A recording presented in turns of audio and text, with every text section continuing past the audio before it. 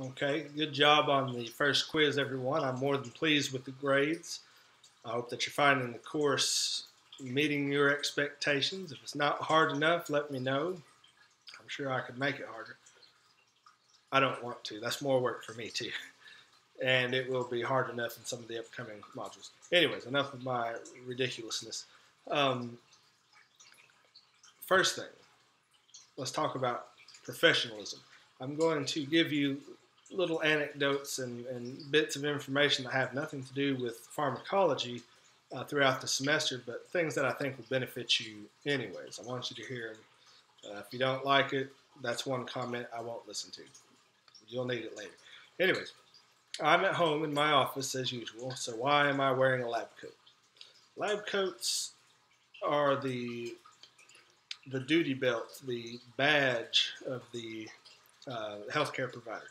It's the hallmark of the scientist. It's something that scientists have worn for centuries, uh, basically because while doing experiments and things in laboratories, they didn't want to get their clothes dirty, so they came up with the laboratory coat, which is now short lab coat. And this went on over the centuries to become uh, more of a sign of the profession than a practical garment for preventing staining your clothes, especially now that we wear scrubs all the time, which I do. It's like wearing pajamas to work. It's awesome. Anyways, lab coats, stethoscopes, all the things that you would imagine a doctor to have when you were a young child. And when I say doctor, I mean nurse practitioners too, because um, the public has one expectation for the care provider, whether you're a physician or a nurse practitioner, they expect the same. So, imagine what you imagined a doctor or a nurse practitioner to look like when you were young.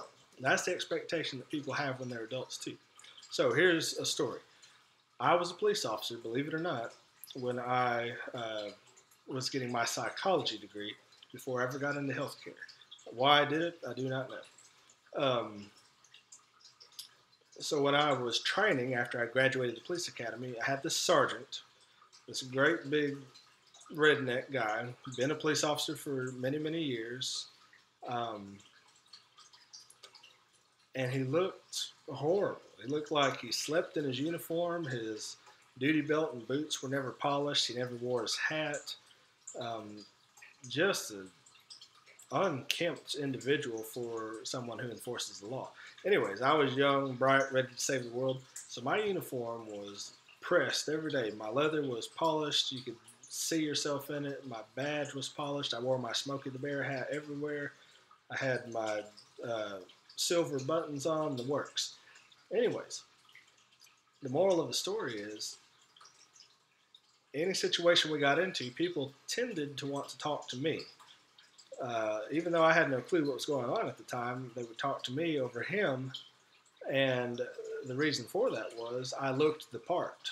I looked like a police officer. I looked professional. This guy looked like he didn't give a crap. And he really didn't.